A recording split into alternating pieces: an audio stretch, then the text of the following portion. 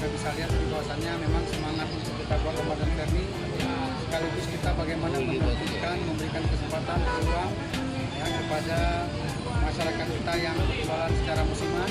Nah, kita tertipkan di satu tempat. Nah, inilah sebuah hormat Ramadan saya rasa bagaimana masyarakat juga bisa merasakan ya, untuk yang berjualan juga bisa mudah, untuk yang mencari bukaan juga bisa mudah.